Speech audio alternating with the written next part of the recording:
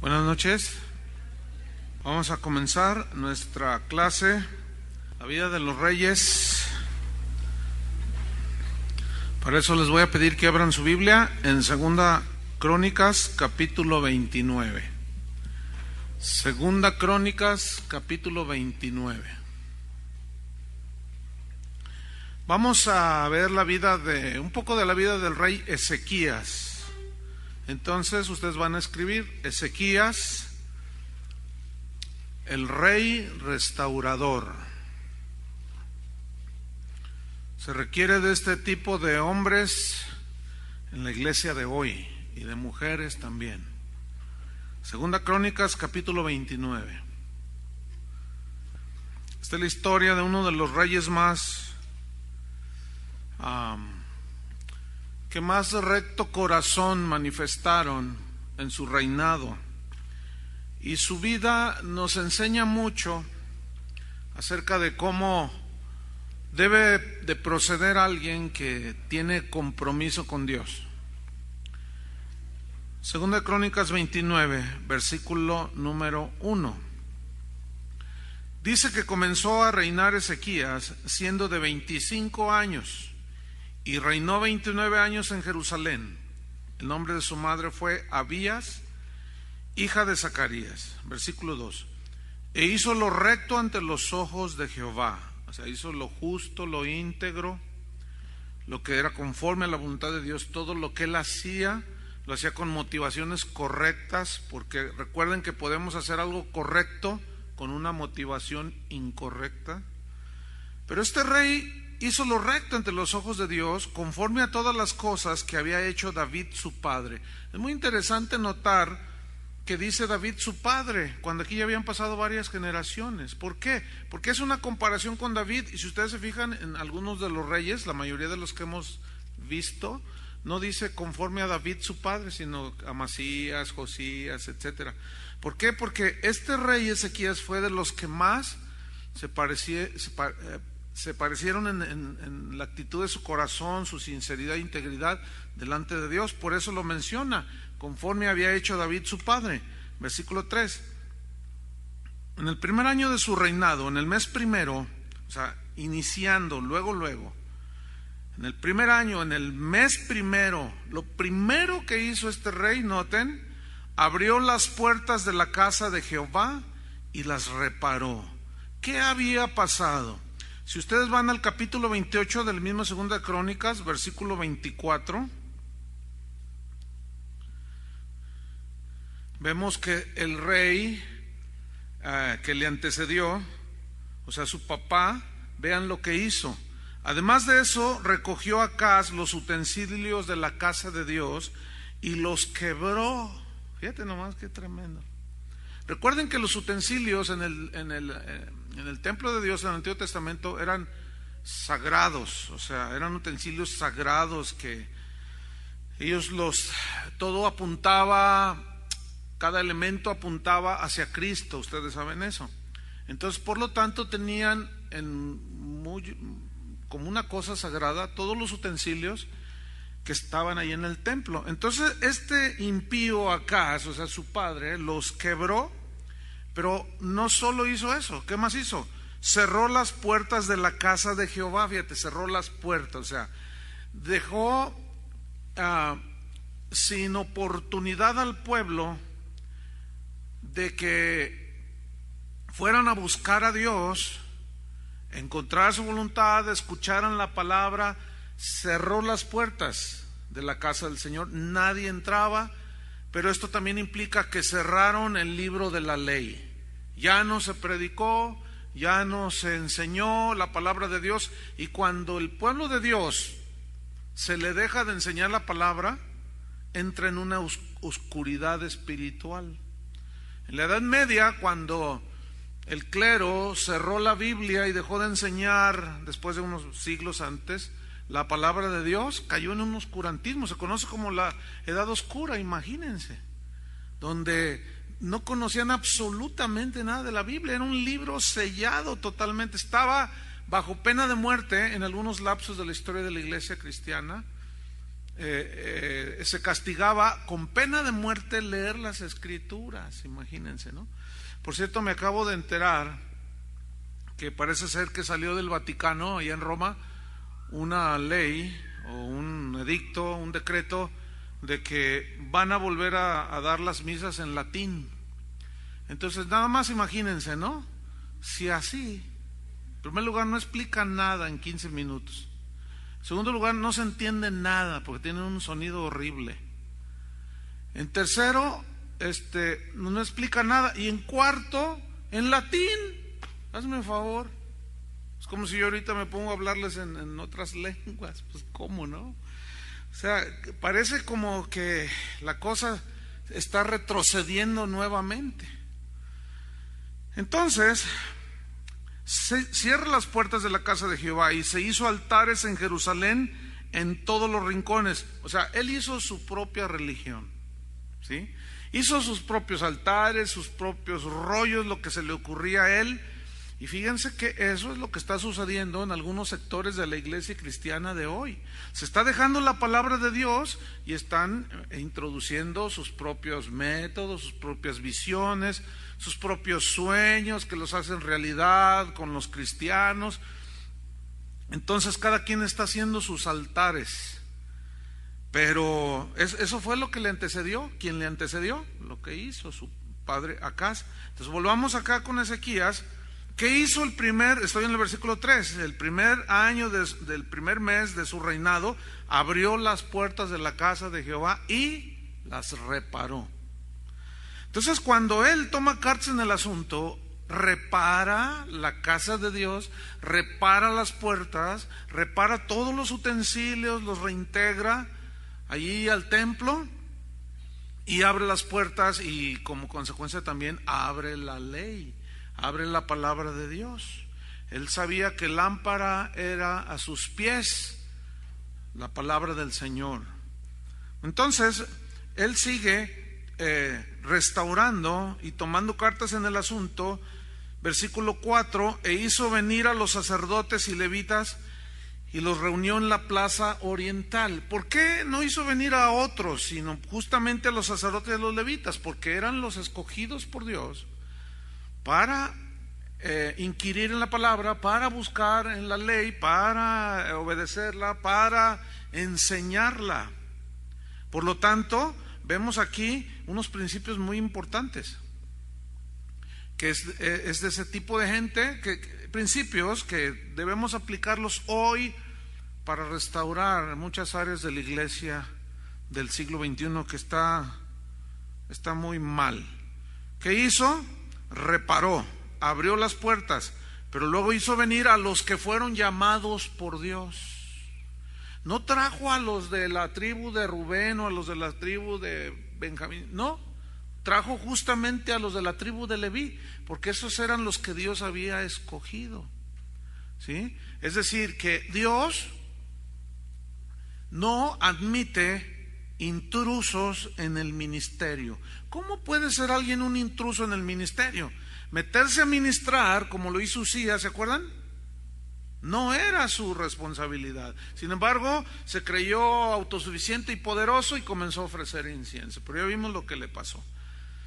Entonces, ¿cómo es que un intruso, alguien se puede introducir dentro del ministerio en la casa del Señor? Abundan los intrusos, hermano. Gente que no es llamada por Dios. Entonces, aquí nos está mostrando de esta manera este principio. Entonces, hace venir a los sacerdotes, a los levitas, versículo 5, y les dijo: oídme, levitas, santificaos ahora, significa purificarse, purifíquense ahora, y purifiquen la casa de Jehová, el Dios de vuestros padres, y sacad del santuario la inmundicia. ¿Quiénes eran los comisionados aquí, en este caso por el rey, por la autoridad del rey, para restaurar y limpiar la casa del Señor? Los levitas, los que Dios había escogido. Es decir, que para limpiar la casa del Señor, ellos deberían primero de purificarse. Purificar su corazón, purificar sus pensamientos, purificar, limpiar sus caminos, ellos debían de reconocer que andaban mal. Por eso el rey les dijo: purifíquense. Eso significa santificaos, límpiense. Entonces, pararse en un púlpito, pararse enfrente de la gente, exponer la palabra de Dios, no es tan sencillo y simple como algunos piensan. Porque para hablar, pues cualquier perico lo puede hacer, ¿no es cierto? Cualquiera puede dar un buen mensaje, pero ese mensaje tiene que estar avalado por la integridad del predicador, del maestro, la profesora, el profeta, el apóstol, qué sé yo. Tiene que estar avalado por una vida recta. De otra manera, se convierte ese predicador en alguien que tiene doble ánimo, doble cara. En pocas palabras, se convierte en un hipócrita. Eso es lo que dice la Escritura. Entonces les dice: no, límpiense primero, porque alguien que no está limpio en su corazón no puede limpiar la casa del Señor. No tiene autoridad moral ni espiritual para restaurar las cosas dentro de la casa del Señor. Estaba leyendo unas estadísticas que hicieron en los Estados Unidos un ministerio muy reconocido acerca de la afición a la pornografía en el mundo, y que pues es uno de los flagelos más terribles que hay. Pero lo triste es que cuando esta encuesta se metió dentro de la iglesia, los resultados son aterradores, hermanos. Según la última encuesta que se hizo en los Estados Unidos por un doctor muy conocido, cristiano él, dijo que habían hecho encuestas dentro del ministerio y que el 45% de los ministros, fíjense, 45% de los ministros dedicados a la predicación de la palabra en las iglesias estaban prisioneros de la pornografía. Es terrible esto. Entonces, ¿cómo van a hablar ellos de pureza si ellos mismos están envueltos en la inmoralidad? Por eso entonces, como no tienen autoridad, no tocan el tema. ¿Me explico? No lo tocan. Y se van por las ramas y empiezan a enseñar otro tipo de cosas, porque no se sienten con la autoridad para hacerlo. Y algunos, cuando lo han hecho, al rato el Señor los balconea bien grueso. Entonces el rey les dice: no, santifíquense, si no, no va a funcionar esto. Si Dios los llama a ustedes al ministerio, vivan en santidad, para que tengan autoridad, porque lo que te va a dar la autoridad es la santidad, fíjate, la limpieza de corazón. Entonces les llama y les dice: límpiense ustedes primero, después van a santificar la casa de Jehová y van a sacar toda la inmundicia del santuario. Entonces primero hay que sacar la inmundicia de nuestro corazón, ¿de acuerdo? Primero, no hay otra manera de hacerlo. En una ocasión recibí un correo de alguien que me pedía un consejo, y era la esposa de un hombre que el pastor lo habían mandado a otra iglesia y dejó encargado de la iglesia al esposo de esta señora que me pedía el consejo. Y me decía: bueno, el consejo es es que pues tenemos 7 años en la iglesia, más o menos, dice, y la verdad es que en 7 años yo no he visto que mi esposo lea la Biblia, ore, me maltrata, no me da ni para comer, y lo acaban de poner de pastor. Y bueno, a mí no me extraña del que pusieron, sino del que lo puso. Dice: el asunto es que el pastor que estaba lo tenía allí durante 7 años, fue ujier, allí siempre andaba sirviendo, dice, pero se la pasaba viendo pornografía en las noches, terrible mi marido, y ahorita es el pastor, dice, y yo soy la esposa del pastor, ¿qué hago?, me dice. ¿Qué le dirías tú? Que se ponga a vender papas fritas, que limpie su corazón y luego a ver si Dios lo llamó, porque evidentemente allí no hay un llamado de Dios, allí hay un llamado del hombre, porque no tuvo el mínimo discernimiento el pastor para poner una persona que es practicante del pecado. Terrible, ¿no? Entonces dice versículo 6, porque nuestros padres se han rebelado, o sea, saquen la inmundicia. Y bueno, antes de pasar al versículo 6, ¿recuerdan de Jesús cómo sacó a los mercaderes del templo? Que habían hecho de la casa de su padre una casa de mercado. Era ya una total corrupción. Parecía Tepito ahí ya, o San Juan de Dios, qué sé yo. Una se vendía todo al mejor postor. Era una cosa, los rabinos, los líderes, los escribas, se miraban a la gente que tenía dinero y les hacían largas oraciones y eran retribuidos con dinero. Cuando los llamaban a alguna comida, amaban los primeros asientos en las comidas y hacían oraciones a favor de ellos para ser retribuidos. Era una corrupción impresionante. Entonces Jesús entró con un látigo y sacó todo de su casa. Ahora, ¿quiénes somos la casa del Señor hoy? Nosotros. Entonces el Señor no va a tolerar suciedad en su casa. Él no puede estar viviendo en este templo, en tu cuerpo, que eres templo del Espíritu Santo, y tú estarle metiendo basura. Tarde o temprano el Señor va a tratar el asunto y va a agarrar un chicote, un látigo, y los latigazos duelen. Entonces, si tú no te limpias, si tú no reconoces, te limpias tú con la sangre de Cristo, Él va a tratar contigo, trata con nosotros. Entonces las cosas eran serias, y esta historia que se da en el Antiguo Testamento tiene su analogía total en el Nuevo Testamento, como lo estamos viendo y aplicando. Versículo 6, porque nuestros padres se han rebelado y han hecho lo malo ante los ojos de Jehová nuestro Dios, porque le dejaron y apartaron sus rostros. O sea, ya no miraban a Dios, miraban otras cosas. Apartaron sus rostros del tabernáculo de Jehová y le volvieron las espaldas. Imagínate, volverle las espaldas. ¿Alguna vez tú has querido hablar con alguien, deseas tratar algún asunto, y luego te da se da la media vuelta, te da la espalda y se siente horrible? ¿Te imaginas al pueblo de Israel dándole la espalda a Dios? ¿Tú crees que gente que está metida en las iglesias le puede dar la espalda a Dios? Me canso que sí. ¿Cómo? Haciendo a un lado su palabra, no obedeciendo, haciendo sus propias cosas. Vamos a ver Jeremías 6:16. Pongan una señal ahí. Veamos Jeremías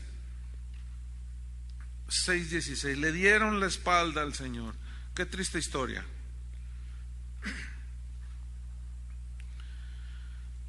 Jeremías 6:16 dice: así dijo Jehová, paraos en los caminos, paraos y mirad, y preguntad por las sendas antiguas. Fíjate, los mismos caminos de Dios de hace 5,000 años, 6,000 años, son los mismos ahora. Preguntad por las sendas antiguas, cuál sea el buen camino, y andad por él, y hallaréis descanso para vuestras almas. Pero noten al final del versículo, ¿qué sucedió? Mas dijeron que no andaremos. No andaremos. Así de bravos eran, Versículo 17, puse también sobre vosotros atalayas que dijesen, escuchad el sonido de la trompeta, y dijeron ellos, no escucharemos. No, estos estaban tremendos. Pero hermanos, la historia se vuelve a repetir. La palabra de Dios sigue siendo la misma. Jesucristo es el mismo ayer, hoy y siempre. La misma confrontación que Dios tenía, el mismo pleito que Dios tenía con Israel, lo tiene con algunos de sus hijos hoy, que dejan al Señor, dejan los caminos del Señor. Entonces escuchan una predicación que confronta su pecado y dicen, no quiero oír eso. A mí háblame de cómo ser exitoso y cómo hacerme rico, pero a mí no me hables de eso. ¿Quién no peca? A ver, es la primera que sacan, ¿verdad? Volvamos a 29:6. Le volvieron la espalda al Señor. Qué terrible. Versículo 7. Y aún cerraron las puertas del pórtico. Fíjate, y apagaron las lámparas. Todo esto tiene una alegoría muy interesante, Cerraron las puertas del pórtico. O sea, otra vez nadie entraba, pero apagaron las lámparas. ¿Se acuerdan que había unos candelabros ahí? un candelabro que iluminaba el lugar santo, ¿recuerdan? En el tabernáculo o en el templo.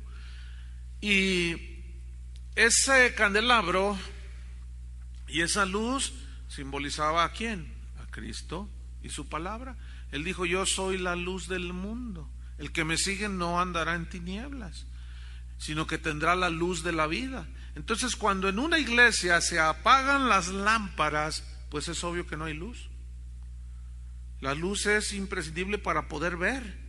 Entonces, la luz de la palabra de Dios en sentido espiritual es la lámpara que nos hace ver las cosas, que nos hace ver nuestra verdadera condición, que nos hace ver por dónde estamos caminando. Pero si no hay palabra de Dios, no hay luz y andamos en tinieblas. Entonces apagaron las lámparas. ¿Qué más hicieron? No quemaron incienso. El incienso en el Nuevo Testamento, en Apocalipsis, Juan le da una aplicación, un simbolismo, y le da una aplicación de que son las oraciones. O sea, se dejó, y la oración implica también adoración, alabanza, adoración. Se callaron las bocas, colgaron los instrumentos, ya no había alabanza al Señor, ya no había oración, ya no había humillación, porque dice, ni sacrificaron holocaustos en el santuario al Dios de Israel. El sacrificio de holocaustos era derramar la sangre que tipificaba al Cordero de Dios que quita el pecado del mundo. Cuando no hay sangre, en este sentido, hablando ya simbólicamente, espiritualmente, cuando no hay sangre rociada de Jesús sobre las vidas de las personas a través de la palabra de Dios, porque es la que ilumina, nos damos cuenta cómo estamos, nos arrepentimos, y la sangre de su Hijo, ¿qué? Nos limpia de todo pecado. Entonces, donde se niega el sacrificio de Cristo, fíjense, hay iglesias donde en los cantos han quitado todo lo que habla de la sangre, muerte, todas esas palabras, la sangre de Cristo. Nosotros tenemos algunas alabanzas que hablan sobre la sangre de Cristo. Hay una que Chuy García compuso: déjame ver tu rostro herido, ensangrentado y abatido. No, olvídate, esos versos en algunas iglesias, no, olvídate, ¿no? ¿Sabes cuál es su razonamiento? Dicen, no, eso es muy sanguinolento, eso es, ay, no, es muy violento eso. ¿Cómo? A ver, llega gente de afuera, llegan empresarios, llegan gente del jet set, ¿verdad? Nuestras reuniones, y si nosotros cantamos de la sangre, ay, no, fíjense nomás. Y están prohibiendo a predicadores antes de subir. A mí me ha pasado, antes de subir al púlpito, no hable de esto, ni de esto, ni de esto, ni de esto. Hábleles del cielo. ¿Cómo van a entrar al cielo? Si no conocen que la sangre de Jesucristo lo limpia de todo pecado. Entonces, no hubo sacrificio, no hubo remisión de pecados. Cesó ahí todo, era una apostasía total. Versículo 8. Por tanto, fíjense la consecuencia de esto: la ira de Jehová ha venido sobre Judá y Jerusalén, y los ha entregado a turbación.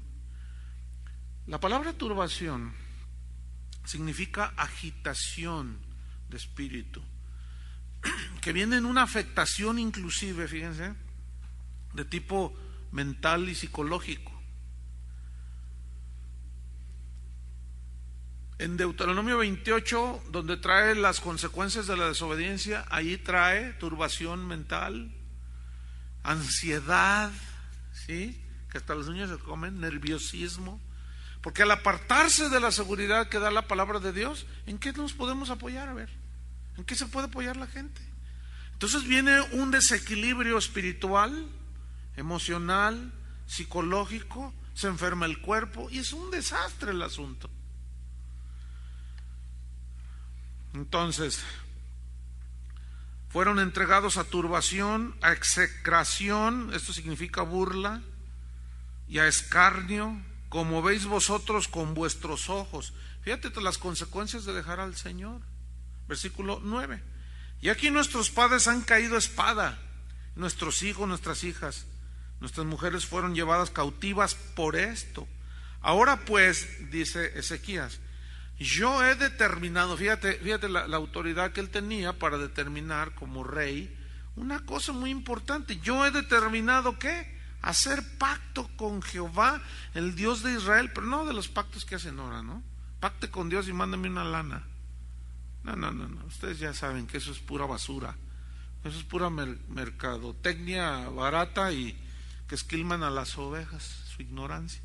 No, él hizo un pacto. El pacto es, la palabra pacto significa compromiso entre dos o más partes que los obliga a una reciprocidad de beneficios y responsabilidades. Es como el matrimonio. El matrimonio es un pacto, es un convenio, ¿sí?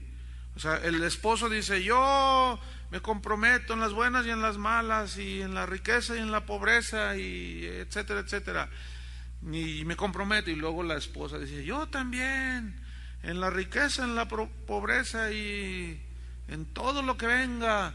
Y al medio año ya se andan divorciando, rompiendo el pacto. Este es un tema muy interesante, los pactos en la Biblia. O sea, eran muy sagrados en los tiempos de Israel. Los pueblos primitivos, todavía hay registros históricos que demuestran cómo en los pueblos el pacto siempre se ha practicado, el compromiso. Hay pactos de paz, pactos de muchos tipos de pactos, pero en la Biblia este pacto que hizo Ezequías era de volver a Dios, de buscar a Dios.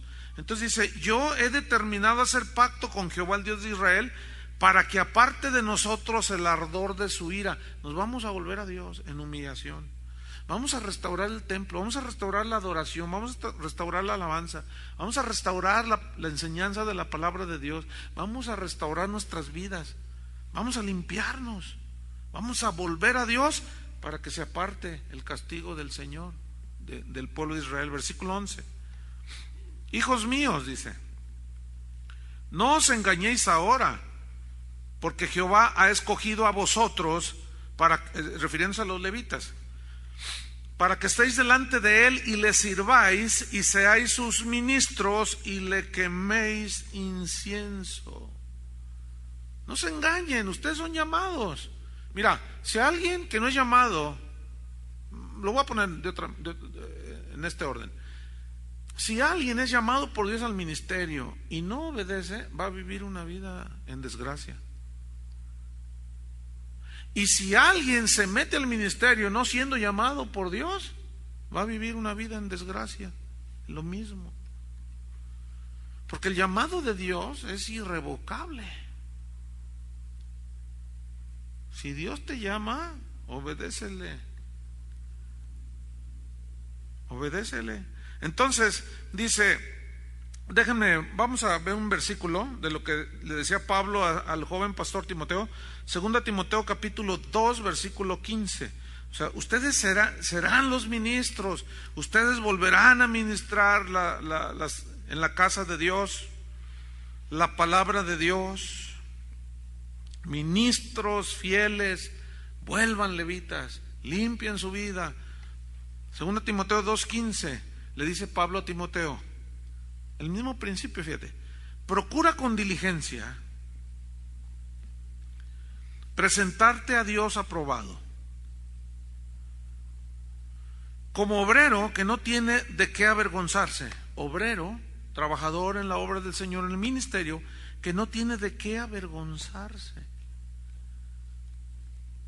Que en todas las áreas de su vida hay integridad, hay rectitud. Obviamente no hay perfección en sentido estricto, pero hay integridad y hay sinceridad, ¿sí? Entonces, pero no tiene nada de qué avergonzarse. Y Pablo le dice a Timoteo: procura, Timoteo, mira, el peso que te gastas, que sea honrado, Timoteo. La familia, en la iglesia, que no tengas nada tengas de qué avergonzarte. Acusarte podrán decir muchas cosas, pero al mismo Señor Jesús lo acusaron. ¿Y qué hizo Jesús cuando lo acusaron falsamente? Encomendaba la causa al que juzga rectamente, ¿verdad? Entonces dice: procura, Timoteo, presentarte como obrero que no tiene de qué avergonzarse, que usa bien la palabra de verdad. Esa es la encomienda más delicada que un ministro tiene: usar bien, ¿qué? La palabra del Señor. ¿Y qué significa usar bien? La palabra usar viene de una palabra griega que se usaba, que usaban en aquel tiempo, en los tiempos bíblicos, los arquitectos, los ingenieros, que era una palabra que habla de trazar líneas rectas. Entonces, cuando un arquitecto hacía sus trazos en los edificios, siempre eran en líneas rectas, ¿sí? Entonces, dice Pablo, le está diciendo a Timoteo que usa bien, que traza bien la palabra de verdad. Es decir, la utiliza bien en su contexto, porque es muy importante que el predicador trace lo mejor posible la palabra de Dios. Por eso en otra parte le dijo a Timoteo: cuídate de ti mismo y de la doctrina, porque haciendo esto te salvarás a ti mismo y a los que te oyeren. Entonces, por eso, volviendo a Ezequías, les dice: miren, ustedes son los ministros del Señor, ustedes deben de quemar el incienso, ustedes tienen que hacer las cosas, tienen que servir bien al Señor, pero tienen que hacerlo bien. Versículo 12: entonces se levantaron los levitas de Matad, y ahí trae una serie de nombres un poco difíciles de pronunciar. Vamos hasta el versículo 15. Estos, toda esa lista, del versículo 12 al 14, reunieron a sus hermanos y se santificaron. ¿Qué significa santificarse? Limpiaron, se purificaron, limpiaron sus corazones, sus vidas, arreglaron cuentas con Dios. Algunos a lo mejor a la esposa le volvieron a hablar, qué sé yo. Se santificaron y vean lo que hicieron. Y entraron. ¿A dónde? ¿Qué hicieron? Entraron conforme al mandamiento del rey y las palabras de Jehová, para limpiar la casa de Jehová. ¿Quién se limpió primero? Ellos. Versículo 16: y entrando los sacerdotes dentro de la casa de Jehová para limpiarla, sacaron toda la inmundicia que hallaron en el templo de Jehová.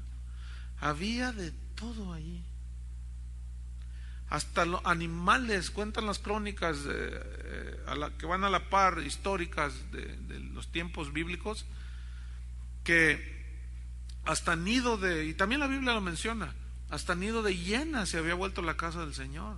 Habitaban animales inmundos, búhos, ratas. Era horrible la cosa. Entonces sacaron toda la inmundicia que hallaron en el templo, estoy en el versículo 16, al atrio de la casa de Jehová, y de ahí los levitas la llevaron fuera del torrente de Cedrón, y comenzaron a santificarse el día primero del mes primero, y a los 8 del mismo mes vinieron al pórtico de Jehová y santificaron la casa de Jehová en 8 días. Imagínate, limpiando una casa, un montón de levitas, duraron 8 días. Pregúntame si estaba sucia. Estaba horrible.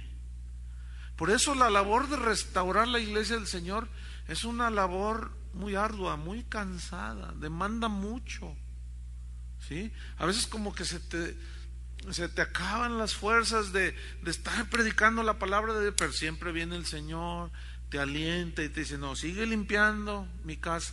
¿Cómo? A través de la predicación del Evangelio. ¿Cómo? Lo mejor posible, bien trazada, en el contexto correcto, enseñándoles el camino de la piedad, de la devoción, de la santidad, la obediencia a Dios, etcétera. Entonces dice en el versículo número 18: entonces vinieron al rey Ezequías y le dijeron: ya hemos limpiado toda la casa de Jehová, el altar del holocausto y todos sus instrumentos, y la mesa de la proposición donde ponían los panes. Jesús dijo: yo soy el pan de vida, ¿se acuerdan? Con todos sus utensilios. Se volvieron a poner todo en orden, metieron orden en la casa del Señor.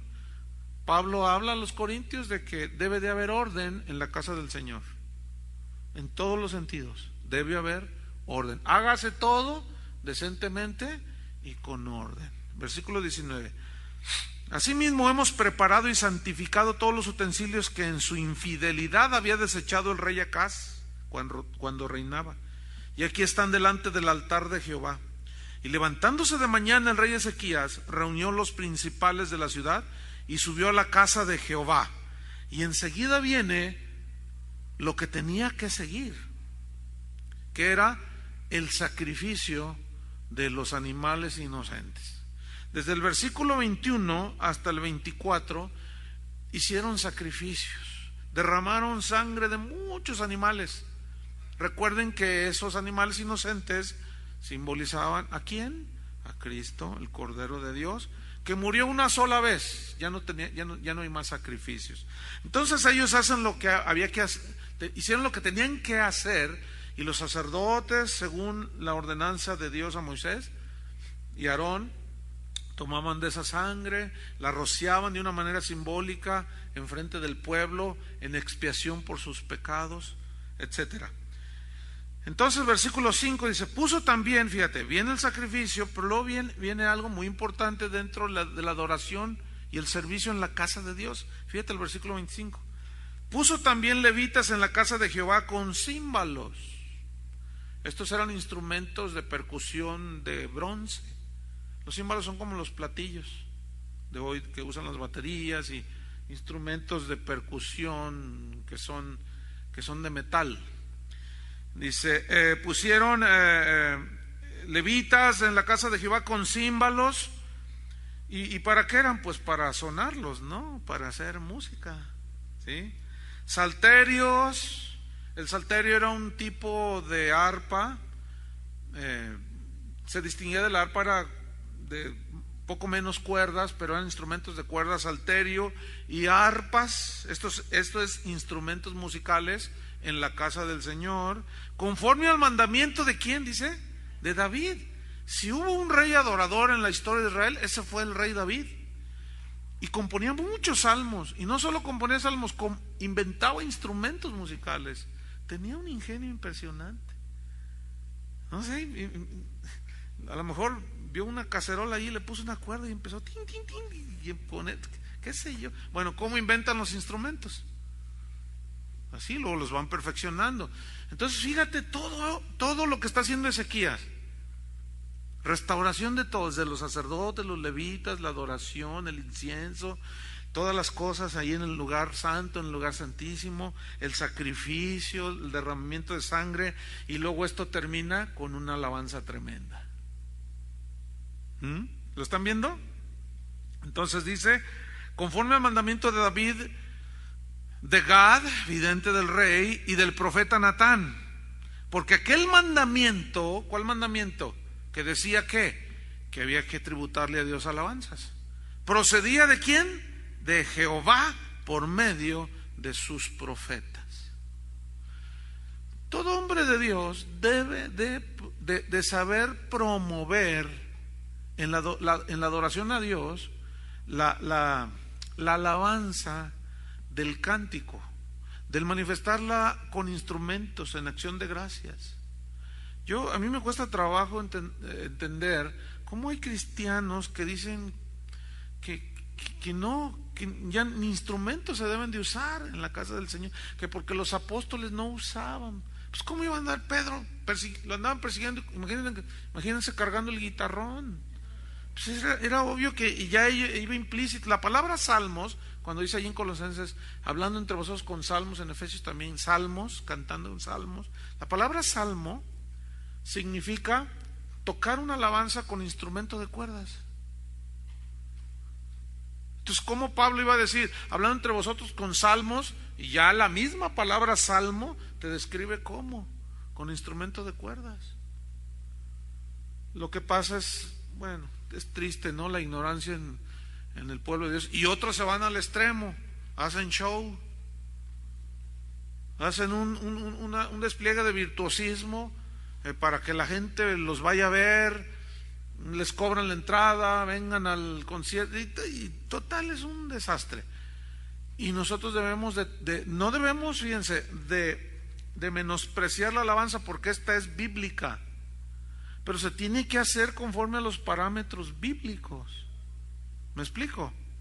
Entonces dice el versículo 26, y los levitas estaban con los instrumentos de David, los que había inventado David, y los sacerdotes con trompetas. Ahora, no eran 5 sacerdotes, ni 10, ni 20, ni 30, eran cientos, hermano. Miren, David hizo un coro de 4,000. Imagínense cómo sonaba un coro de 4,000.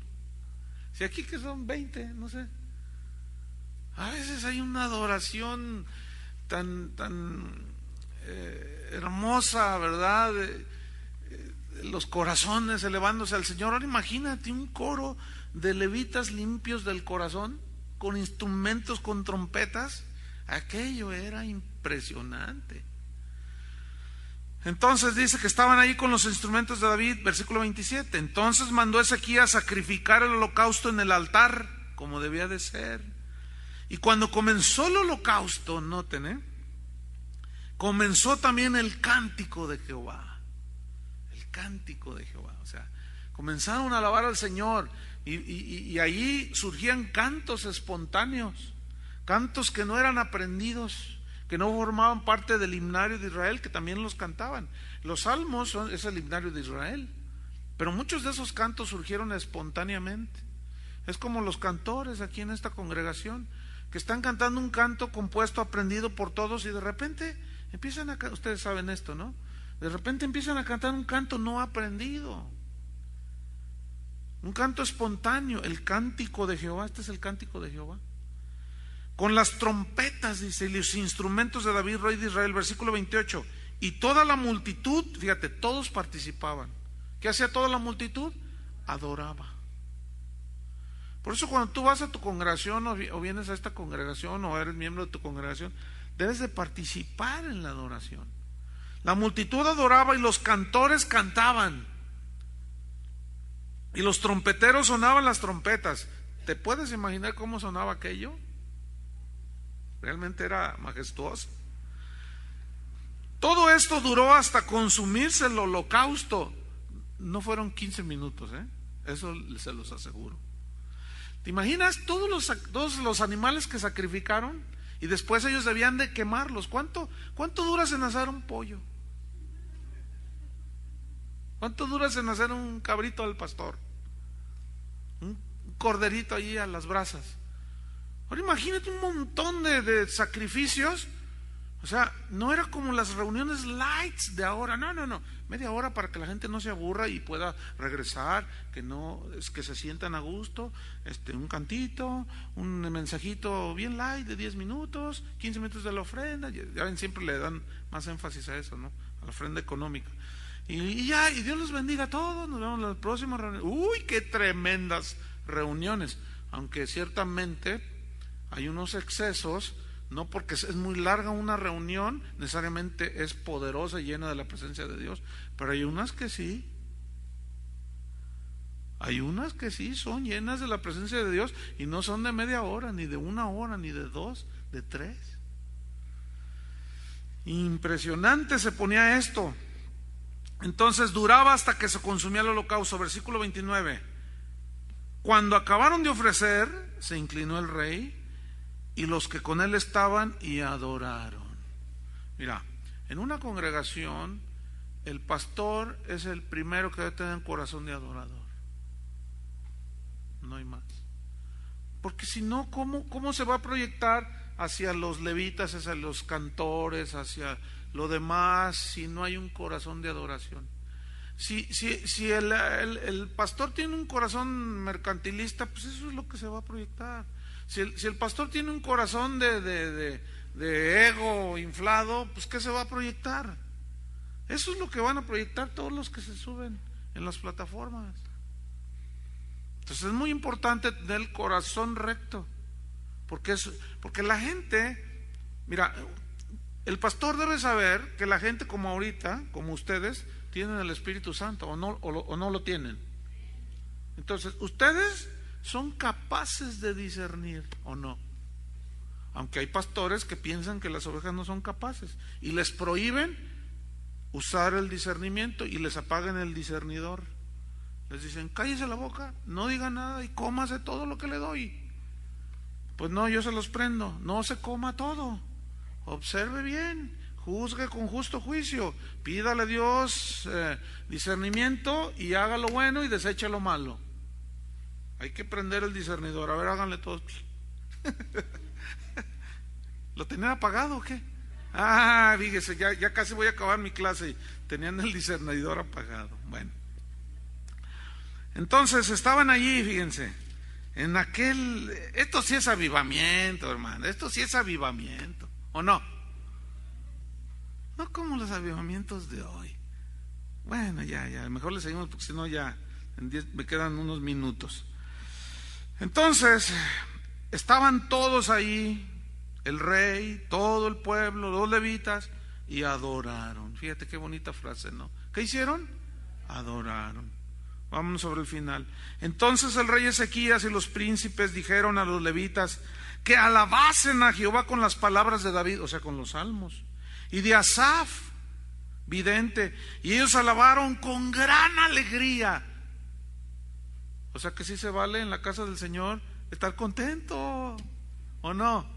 Sí se vale. Algunos dicen, ay no, ¿qué es eso de ay, que no? Yo no sé cómo lo entienden. Yo no sé cómo leen estos versículos. No lo sé. Pero aquí dice que les dijeron que se alegraban, que alabasen, y alabaron ellos con gran alegría, y se inclinaron y adoraron. Respondiendo Ezequías dijo, vosotros os habéis consagrado ahora a Jehová. O sea, le dice a los levitas, a los sacerdotes, acercaos pues y presentad sacrificios y alabanzas en la casa de Jehová. Y la multitud presentó sacrificios y alabanzas, y todos los generosos de corazón trajeron holocaustos, o sea, ya ofrendas, ya traían a la casa de Dios. 32. Y fue el número de los holocaustos que trajo la congregación, 70 bueyes, 100 carneros, 200 corderos, todo para el holocausto de Jehová. Y las ofrendas fueron 600 bueyes y 3,000 ovejas. Ese sí es avivamiento. 34. Mas los sacerdotes eran ¿qué? Pocos para lo que estaba sucediendo, fíjate, y no bastaban para desollar los holocaustos. Y así sus hermanos los levitas les ayudaron hasta que acabaron la obra, hasta que los demás sacerdotes se santificaron, se purificaron. Fíjense esta parte, porque los levitas fueron más rectos de corazón para santificarse que los sacerdotes. Si ustedes supieran cuántos correos recibo de directores de alabanza de muchas partes del planeta, que me preguntan, pastor, ¿qué hago? Soy el director de alabanza, pero me obligan a hacer esto y esto y esto, y hemos dejado de hacer esto y esto. Y el pastor me dice, canta esto, pero pastor, esa letra no se sabe si le estoy cantando a una muchacha o a un muchacho. Que cantes esto, yo soy el pastor, nomás porque suena bonito. Ya las letras en los cantos de las alabanzas de hoy han perdido la esencia. Ay, que te vi detrás de la luna y que no sé, que te vi que no sé qué. Y ya no sabes si le está hablando un muchacho o una muchacha, porque no dice Jesús, no dice Dios, no dice nada. Entonces aquí sucedió algo que se está repitiendo el día de hoy. Yo conozco muchos casos así y es triste, pero aquí está en la escritura, los levitas fueron más rectos de corazón para purificarse que los mismos sacerdotes. Terminamos, así pues hubo abundancia de holocaustos, con grosura de las ofrendas de paz y libaciones para cada holocausto. Fíjense cómo termina el asunto aquí. ¿Cómo empezó? Por lo que tiene que empezar, de menos a más. Y quedó restablecido el servicio de la casa de Jehová. Y se alegró Ezequías. Qué alegría, ¿no? Qué gozo. Si ustedes supieran cuánta gente en muchas iglesias sufren, en lugar de salir bendecidos, edificados, contentos de la casa del Señor, salen tristes, agobiados, con una carga, salen para ponerse en oración y en ayuno por el pastor, que nomás no agarra la onda el pastor. Y la gente es capaz de ver cosas en la Biblia y luego van con espíritu humilde delante del pastor. Oiga, pastor, ¿por qué? Mire que la palabra dice, enseñándole el Padre Nuestro al señor cura.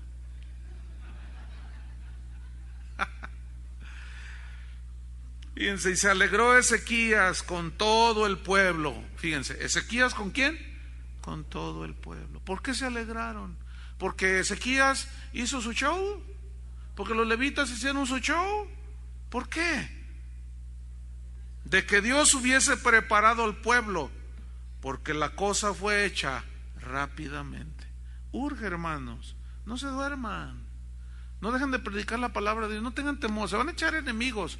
Cuando tú hablas la palabra de Dios como es, se te va a echar encima hasta tu abuelita, se te va a echar encima el pastor de enfrente, te va a estar encima hasta los perros te van a corretear. Porque la verdad siempre que penetra, como es la espada de dos filos, penetra ¿hasta dónde? Hasta lo profundo del corazón, y discierne los pensamientos y las intenciones del corazón. Nunca dejemos de hacer nuestra labor como cristianos. Tú puedes ser una pieza muy importante en la purificación y en la limpieza, en la adoración, en el servicio, en la casa del Señor. Amén. Ya uno va de salida, vienen otras generaciones y el Señor no viene antes, claro. Ustedes son de otra generación que va a tomar posición dentro del ministerio. Bueno, Dios los está capacitando. Que esta palabra quede bien sembrada en sus corazones. Amén. Oremos. Señor, te damos gracias por tu palabra. Gracias porque ella es viva y eficaz y es más cortante que toda espada de dos filos. Gracias por estas historias, Señor, que nos enseñan tanto. Gracias por la vida de Ezequías, Señor, porque podemos aprender tantas cosas. Que esto que hemos escuchado quede bien grabado en nuestro corazón. Te lo pedimos en el nombre de Jesús. Amén. A continuación, la enseñanza de matrimonios.